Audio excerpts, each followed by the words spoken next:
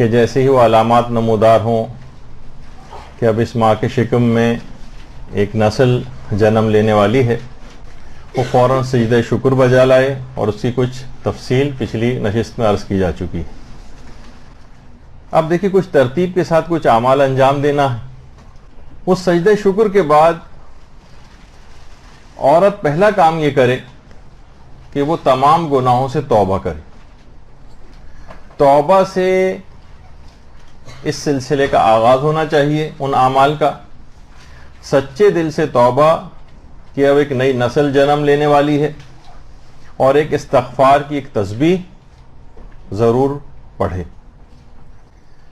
اچھا، اپنے گناہوں سے توبہ کرنی ہے، اپنے آبا و اجداد یا بچے کے ننھیالی اور ددیالی تمام آبا و اجداد، کیونکہ گناہوں کے اثرات نسلوں کے اندر منتقل ہوتے ہیں، تو ان گناہوں کے آثار کو ختم کرنے کے لیے کہ ایسا نہ ہو کہ آبا و اجداد میں سے کچھ گناہ کے آثار اس بچے تک وراثت کے لحاظ سے منتقل ہوتے ہوں، تو کم سے کم ان کو ان کا دفیہ کیا جا سکے، ان کو ختم کیا جا سکے. دیکھیے چیزیں ایسی ہیں جیسے جسمانی بیماریاں کتنی ہیں کہ بعض اوقات اگر صرف باپ کو بیماری ہے بچے کے اندر اس کے پہنچنے کے امکانات اتنے فیصد ہوتے ہیں. ماں اور باپ دونوں کو بیماری ہے تو بچے کے اندر اس بیماری کے امکانات بہت زیادہ بڑھ جاتے ہیں. مدر اور فادر میں سے کوئی ایک ڈائبٹک ہے تو چانسز ذرا کم ہوتے ہیں بیماری پہنچنے کے. دونوں ڈائبٹک ہیں، امکانات زیادہ بڑھ جاتے ہیں. تھیلیسیمیا ہے، جینیٹیکلی ٹرانسمیٹڈ جو ڈیزیزز ہیں، اس طرح سے بہت ساری اس طرح کی چیزیں ہیں. جب یہ ہمارے ہاں فیملی ہسٹری کی بڑی امپورٹنس ہوتی ہے بعض اوقات. تو اسی طریقے سے گھر کا بھی دیکھیے، کوئی فرد اگر کوئی جرم کرتا ہے، جیل چلا جاتا ہے، پورا گھرانہ متاثر ہوتا ہے. جن کا قصور نہیں بھی ہوتا وہ بھی متاثر ہو جاتے ہیں. لڑکیوں کی شادیوں کے اندر مشکلات پیش آتی ہیں تو وہ بدنامی ساتھ ساتھ چلتی ہے. لہٰذا گناہوں کی معافی اور ان کے اثرات بد جو پہنچتے ہیں ان سے دفیہ کرنا، ان سے اپنے آپ کو بچانا، ان کے اثر کو ختم کرنا بہت ضروری. دیکھیے توبہ ایک ایسی ربر ہے جو کہ ہمارے گناہ کو بھی مٹا کے رکھ دیتی. ہر چیز کا ایک اثر ہے، اور توبہ آثار گناہ کو بھی ختم کر کے رکھ دیتی. صرف گناہ ہی کو ختم نہیں کرتی، اس کے آثار کو بھی ختم کرتی. اچھا دیکھیے گناہوں کے اثرات کون کون سے ہو سکتے ہیں تاکہ دماغ میں رہے آپ کو کہ بچے تک کون سی چیز منتقل ہو سکتی.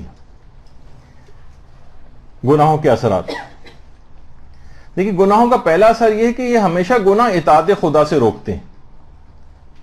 تو ماں اگر اس طرح مسلسل گناہ کرتی رہے گی تو یہ بچے کے اندر بھی چیز منتقل ہوگی اور بچہ بھی اطاعت خدا سے رکتا رہے گا. خود گناہ کا اپنا اثر یہ ہے کہ وہ اطاعت خدا سے روکتا ہے، تو اس وجہ سے بھی توبہ کرنا ضروری ہے. مزید گناہوں کی طرف انسان کھنچتا ہے. دوسرا گناہوں کا اثر یہ ہوتا ہے کہ امور میں برکت ختم ہو جاتی ہے. اب آپ دیکھیں کہ پہلے بزرگوں کی عمریں کتنی ہوتی تھی، اب گھٹ گھٹا کے 55 56 60 سال اس میں انسان عموماً انتقال کر جاتا ہے.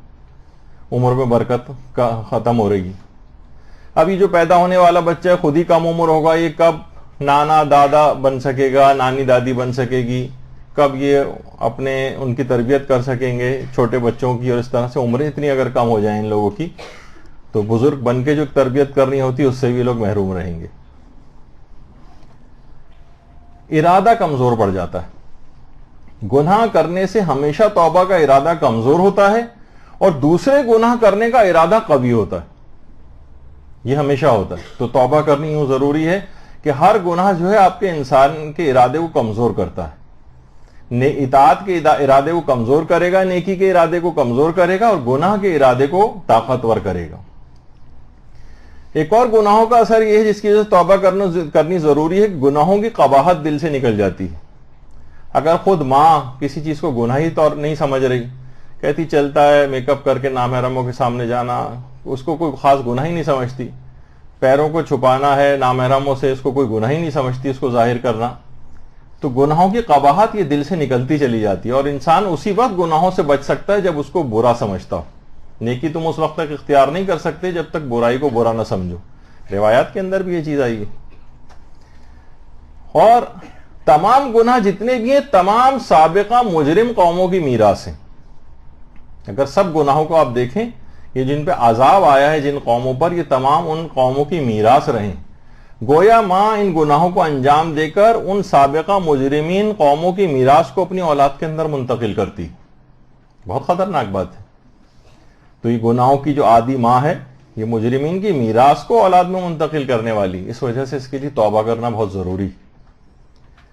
اور دیکھیے ہر گناہ منحوس ہے، ہر گناہ منحوس ہے. ہمارے ہاں سمجھا نہیں جاتا منحوست، الٹی سیدھی چیزوں کو سمجھا جاتا ہے جو کہ اصلاً نحوست سے ان کا کوئی تعلق ہی نہیں. نحوست کا اصل تعلق گناہ سے ہے. دیکھیے جب بھی کبھی قحط سالی ہوتی ہے، بارشیں رک جاتی ہیں، تو جانور گناہگار انسانوں پر لعنت کرتے ہیں کہ ان کے گناہوں کے باعث ہم اس بھوک اور پیاس کی اذیت میں مبتلا ہیں.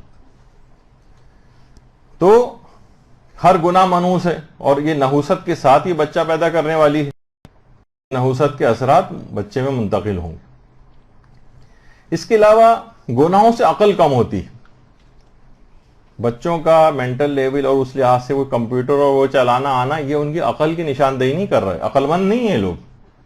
ہاں کچھ چیزیں چلانی سیکھ لی ہیں، وہ تو اس کا تعلق اتنا عقل سے ہوتا بھی نہیں. تو گناہ کرنے سے ہمیشہ عقل کم ہو جاتی ہے، عقل کم ہوتی. اور بے عقل بچہ یا کم عقل بچہ پیدا کرے وہ اس سے کہیں زیادہ اس سے پہلے سے اس کا انتظام کرنا ہے کہ اس کو توبہ کرنی ہے ان گناہوں سے، تاکہ عقل کم نہ ہونے پائے بچے کی. گناہ کا ایک اثر یہ ہے کہ گناہوں سے عظمت خدا دل سے نکل جاتی ہے. دیکھیے اگر کسی شخص کو معلوم ہے کہ پروردگار مجھے دیکھ رہا ہے، پھر وہ آخر گناہ کیسے کرے گا؟ بہت سی روایات ہیں جس کے اندر یہ مفہوم بیان ہوا ہے کہ مثلا ایک آدمی کے سامنے کبھی بھی ہم ایک دوسرے کے سامنے عام طور پر گناہ نہیں کرتے ہیں. بہت سے گناہ ایک دوسرے کے سامنے نہیں ہوتے. تو پروردگار گویا ایک لحاظ سے یہ کہہ رہا ہوتا ہے کہ اے بندے، تیری نگاہ میں میری حیثیت اس مخلوق سے بھی کم ہے. تو اس کے سامنے تو گناہ نہیں کرتا، لیکن میرے سامنے گناہ کرنے سے نہیں شرماتا. خود گناہ کرنا اس بات کی دلیل ہے کہ اس کے دل میں عظمت خدا نہیں. دیکھیے آج کیمرے یہاں پر لگا دیے جائیں، آپ نے دیکھا ہوگا کہ ٹی وی پروگرامز ہوتے ہیں، ٹاک شوز ہوتے ہیں، یا اینکر ہوتا ہے، اسے کھانسی آ جائے، چھینک آ جائے، فوراً معافی مانگتا ہے، حالانکہ کوئی گناہ کا کام بھی نہیں کیا ہوتا. لیکن کیا ہے کہ اسے کہ سب لوگ مجھے دیکھ رہے ہیں. تو پروردگار عالم سب کو دیکھ رہا ہے، پھر یہ گناہ کیسے کر رہا ہے؟ اس کا مطلب ہے کہ یہ اس کی عظمت پروردگار کی اس سے واقف ہی نہیں. یعنی خود گناہ کرنا اس بات کی دلیل ہے کہ اس کی شخص کے دل میں عظمت خدا نہیں پائی جاتی. تو یہ تمام اثرات گناہوں کے یہ پیدا ہونے والے بچے کے اندر منتقل ہوتے جاتے ہیں. اور دیکھیے اس سے پہلے بھی ایک درس میں نے بیان کیا تھا، آیت اللہ دستغیب کا ایک جملہ ہے کہ تقریر میں مقرر کے اثرات ہوتے ہیں اور تحریر میں محرر کے اثرات ہوتے ہیں. میں اگر برا ہوں تو تمام جو اثرات بد میرے اندر پائے جاتے ہیں وہ میں اپنے سامعین میں منتقل کرتا ہوں.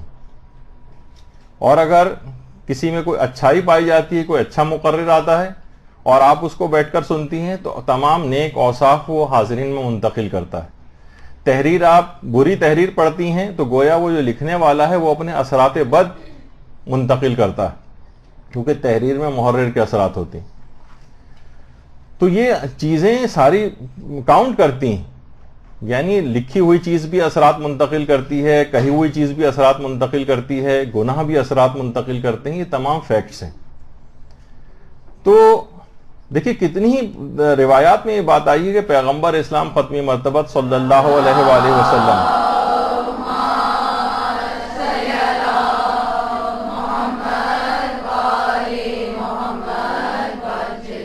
دن میں 70 مرتبہ استغفار کیا کرتے تھے. حالانکہ معاذ اللہ اس مقام عصمت کے اوپر فائز، عصمت کبریٰ سب کچھ ان کے پاس، لیکن اس کے باوجود بھی استغفار کرنا عظمت خدا کے آگے اتنا اپنے آپ کو حقیر سمجھتے تھے کہ جو اطاعت مجھے پروردگار کی کرنا چاہیے تھی، پروردگار کہاں ایسی کر سکا ہوں، اور اس پہ استغفار کرتے تھے. تو اسی طریقے سے ایک حاملہ عورت وہ استغفار کرے، باقاعدہ پوری ایک تسبیح پڑھے، روزانہ استغفار کرے. البتہ ہمارے چھٹے امام جعفر صادق علیہ الصلوۃ والسلام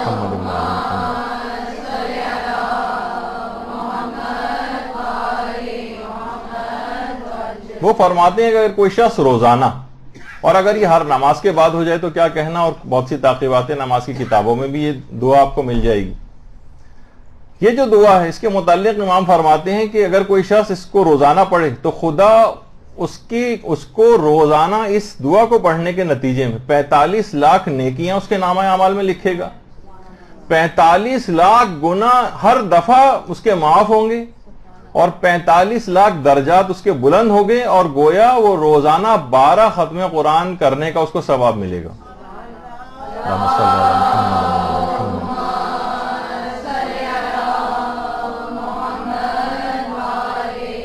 اشہد ان لا الہ الا اللہ وحدہ لا شریک لہ الہا واحدا احدا صمدا لم یتخذ صاحبۃ ولا ولدا.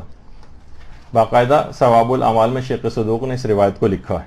45 لاکھ تو نیکیاں ہر دفعہ، 45 لاکھ گناہ ہر دفعہ معاف ہوں گے. توبہ کرنے کے حوالے سے دیکھیں کتنی طویل گناہوں کی ہماری ایک فہرست ہوتی، تو ہر دفعہ تو یہ حاملہ اگر اس کو پڑھتی رہے تو اس کے گناہ مسلسل اس دعا کو پڑھنے کے نتیجے میں معاف ہوتے رہیں گے، درجات بلند ہوتے جائیں گے، اور 12 ختم قرآن کا ثواب اس کو ہر دفعہ پڑھنے پر ملے گا. ہر نماز کے بعد اس کا اگر ورد کیا جائے تو توبہ کے لحاظ سے بھی بہت مفید ہے.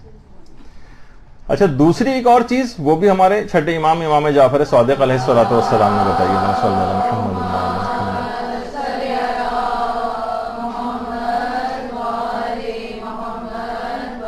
تجدید وضو، ایک دفعہ اگر وضو آپ نے کر لیا اور دوبارہ ٹوٹا بھی نہیں یا ٹوٹ گیا، خاص طور پر تجدید اس کو کہتے ہیں، ابھی نہیں ٹوٹا اور دوبارہ آپ نے اس کو دوبارہ وضو کو کر لیا، کچھ عرصہ تھوڑی دیر گزر گئی تھی، 1 گھنٹہ ہو گیا وضو کیے ہوئے، نہیں بھی ٹوٹا تو آپ نے کہا کہ چلو ایک وضو جو ہے وہ اور کر لیتے ہیں.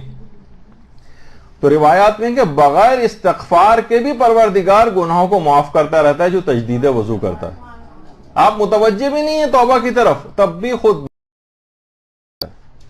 تو یہ بہت اہم ہے اس حاملہ کے حوالے سے کہ اپنے گناہوں کو مسلسل وہ کم کرتی جائے، ختم کرتی جائے، تاکہ بچے کے اوپر اثرات نہ ہوں. اور توبہ ہی کے حوالے سے بہت ہی بہترین جو کہ ایک ذکر ہے، اس کی حاملہ اکثر تکرار کرے، زیادہ تر اوقات میں تکرار کرے، اور وہ ہے ذکر لا الہ الا اللہ. ہمارے پیغمبر اسلام ختم مرتبہ صلی اللہ علیہ وآلہ وسلم فرماتے ہیں،